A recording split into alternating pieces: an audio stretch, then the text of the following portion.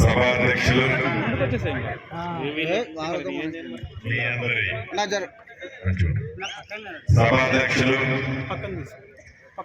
మీ అందరి అభిమాన నాయకుడు నవంబర్ 30వ తారీఖు నాడు మీ అందరి దీవెనలతో, మీ అందరి ప్రేమ అభిమానాలతో, మీ అందరి ఆశీస్సులతో మార్పు కావాలి అని, ఇందిరమ్మ రాజ్యం రావాలి అని మీ దీవెనలతో నేను కాదు కదా ఎవరో ఊహించనంత మెజారిటీతో గెలిపించిన మీ శాసనసభ్యులు మిత్రుడు కోరం కనకయ్య గారికి, భద్రాద్రి కొత్తగూడెం జిల్లా అందరూ చెవులు గుసగుసలాడి కోరుకున్నారు. కనకయ్య గారు గెలుస్తాడో లేదో, గెలిచిన 5,000తో గెలుస్తాడో 3,000తో గెలుస్తాడో, అసలు గెలుస్తాడో లేదో, ఓట్లు వస్తాయో రాదో అని చెవులు కొరుకునే వాళ్ళు ఈ చెవులు కొరుకునే వారి చెంప చెల్లు అనే నాకు కూడా రానంత మంచి మెజార్టీతో 57,000 ఓట్ల పైచేతి మెజార్టీతో, అద్భుతమైన మెజార్టీతో ఇల్లెందు నియోజకవర్గ చరిత్రలో ఏ ఒక్కరికి ఇంత మెజార్టీ ఏ పార్టీలో కూడా రాలా. ఆ రకమైన మెజార్టీతో రాత్రనగా పగలనగా అన్నం తిన్నామా తినలేదా అనకుండా, అర్ధరాత్రి అనకుండా మీరందరూ కష్టపడి కనకన్నని మంచి మెజార్టీతో ఏమీ ఆశించకుండా అద్భుతమైన మెజార్టీతో గెలిపించారు. ఆ దీవెన, ఈ ఆశీస్సులు, ఈ కష్టం ఇదంతా కూడా మీది, ఈ ప్రభుత్వం మీది. ఇక మనకి మిగిలింది ఒకటి, మనం ఇందిరమ్మ కుటుంబానికి మనందరం రుణపడి ఉన్నాం. శ్రీమతి ఇందిరాగాంధీ, క్రీస్తు శిష్యు ఇందిరాగాంధీ గారి కుటుంబానికి మనం రుణపడి ఉన్నాం. శ్రీమతి సోనియా గాంధీ గారికి మనం రుణపడి ఉన్నాం.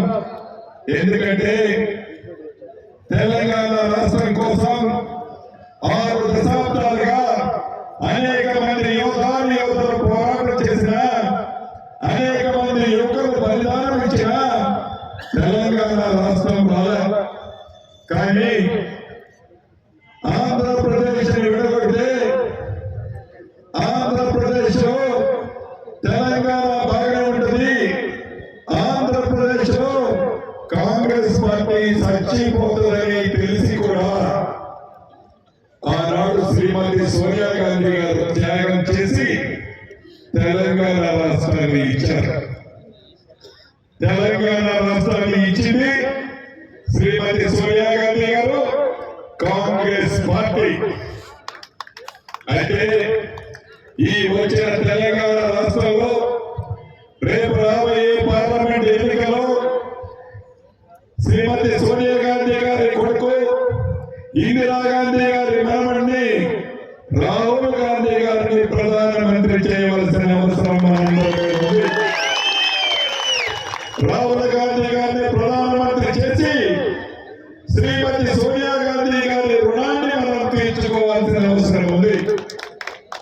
అందుకే ఈ మహబాద్ పార్లమెంట్ లో కాంగ్రెస్ పార్టీ అభ్యర్థి ఎవరిని నిర్ణయించినా, పార్టీ టికెట్ ఎవరికి ఇచ్చినా మీ అమూల్యమైన ఓటు హస్తం గుర్తు మీద వేసి ఆనాడు కనకనకి 57,000 చిల్లర ఓట్ల మెజార్టీ ఇల్లెందు నియోజకవర్గంలో మీరు ఇచ్చారు.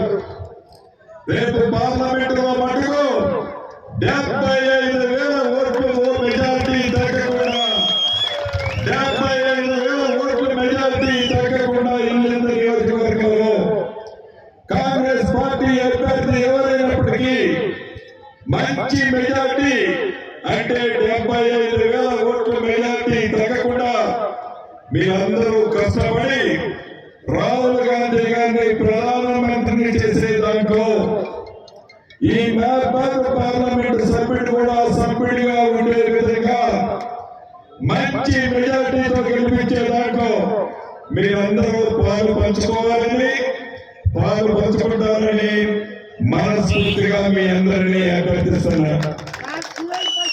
రెండోది, వచ్చింది మన ప్రభుత్వం. ఇంకా 4 సంవత్సరాల 9 నెలలు మీ ప్రభుత్వం, మీ తిరుమల ప్రభుత్వం ఉంటుంది. ఏ కష్టం వచ్చినా, ఏ బాధ వచ్చినా ఈ 6 సంక్షేమాలు పథకాలే కాకుండా రైతులకు ఇస్తున్న 2 లక్షల రుణమాఫీ, బరాబర్ 2 లక్షల రూపాయల రుణమాఫీ ఈ ప్రభుత్వం చేసి చూపిస్తుంది.